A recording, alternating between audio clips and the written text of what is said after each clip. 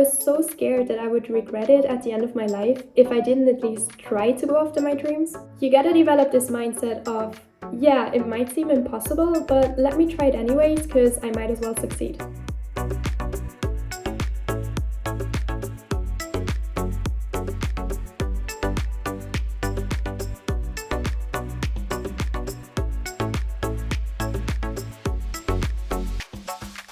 Hi, I'm Iris, I'm 26 and I'm a full-time remote software engineer.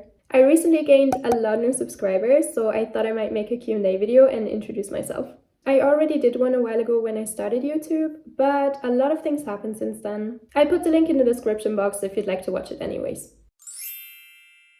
I used to work a regular job, which I quit about a year ago to go after my dream of traveling. Back then, I had no new job lined up. I basically just left without knowing what would happen. And it was scary, but I knew that I wanted to change my life. And I was so sure that there are other opportunities out there that I just jumped into the unknown. A couple months later, I landed a job at a fully remote company where I now work as a software engineer while basically living wherever I want. I still can't believe that this is my reality right now, and I'm grateful every single day to have a job that allows me that kind of freedom. Before we start, I just quickly want to mention that I appreciate every single one of you who's commenting on my videos, giving them a thumbs up, subscribing to my channel. I never expected to get to 2,500 subscribers. I want my channel to be some sort of motivation for you to go after your dreams as well. Whether that's becoming a software engineer, traveling the world full-time, or building a monkey-shaped farmhouse on the outskirts of New York City. Alright, let's start with the questions. Do you enjoy working as a software engineer? Is there anything you're struggling with? I really enjoy working as a software engineer because I like the problem-solving aspect of it. I've always been quite creative. Something I'm struggling with would probably be imposter syndrome, which is basically the feeling you often get when you're trying to solve a difficult problem and then realizing you know nothing, which then makes you question if you're the right person for the job or how you even got here. And you're just waiting for people to find out that you're a fraud. Imposter syndrome is something that a lot of people in tech struggle with, and once you identify your thoughts as something that is normal and everyone deals with in a way, it can be quite manageable. It also helps a lot talking about this with your coworkers or your managers. Once you see you're not the only person who's struggling with this, it makes everything a lot easier. Assumptions people have about you. No one expects me to work in software engineering. In the heads of most people, it's still not considered girl stuff, which is kind of sad. And also when I tell people that I'm a software engineer, they always reply with, wow, you must be so clever.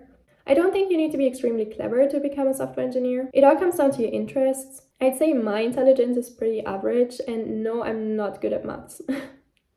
Was there ever a time when you considered giving up your career in software engineering? When I quit my old job in Switzerland to travel, I told myself that I'm gonna make this work and go after my dreams of seeing the world, even if it means that I have to take on different jobs. Obviously, it seemed pretty amazing to have a software engineer job that I could do remotely, but at that time I didn't know if it was possible or not. So at that point, I was fine with giving up my career in software engineering if that means that I get to travel. How did your family react when you told them you quit your job to travel?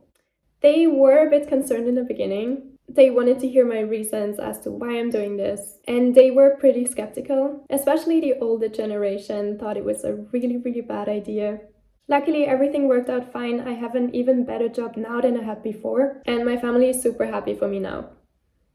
How did you find your current fully remote job? I found it online. There's a couple great websites with remote-only job postings. I'll put them on the screen. What made you get into software engineering? Pure coincidence. I wanted to study graphic design originally, but messed up some of the requirements for the courses. Then I had to wait for another semester and decided to take some computer science courses in the meantime, just for fun. I ended up falling in love with programming and then switched over to computer science. If you'd like to hear the whole story, I'll link the video I did on that below. How was your uni experience? What is it like studying computer science as a girl? Did people treat you differently because you're a girl? My university experience was great overall. My professors did definitely not treat me any different because I'm a girl. And we were a lot of girls in my year actually. I think a third of the people were girls. So it wasn't really the stereotypical situation. I gotta say though that being a girl sometimes made it easier to find help when you were struggling with assignments, but I wouldn't say that you were necessarily more popular just because you're a girl. I didn't find it hard to make friends, but I think that was more because the people in my year were just genuinely nice and amazing. Overall, we had a great time. What advice do you have for people who want to change their life as well and would like to work from anywhere? Just go for it. Just start applying for jobs. Honestly, the scariest thing is always taking the first step. If that's something you've always dreamed about, it's more than worth giving it a try. You literally have nothing to lose. But if you never take the leap and fight for what you want in your life, you'll end up regretting it. Friends and family members regularly come up to me and say, "Wow, you're so brave for leaving everything and going to different countries and getting a job that's so different to what's considered a normal job." But to me, the biggest risk was to let fear stop me from doing what I want. I was so scared that I would regret it at the end of my life if I didn't at least try to go after my dreams. You gotta develop this mindset of, yeah, it might seem impossible, but let me try it anyways because I might as well succeed. Do you speak any other languages? Being from Austria, I speak German. I also speak French and Spanish. And since I did an exchange semester in Taiwan, I'm also learning Mandarin Chinese, but I'm pretty bad. If you'd like to hear me speak in any of those languages and embarrass myself, I did a video on that once. I'll link it in the description box. Do you have a boyfriend? Currently, I don't. Weirdest comments you got on your videos? I don't think I get a lot of weird comments, maybe a couple here and there. How has your life changed since being on YouTube?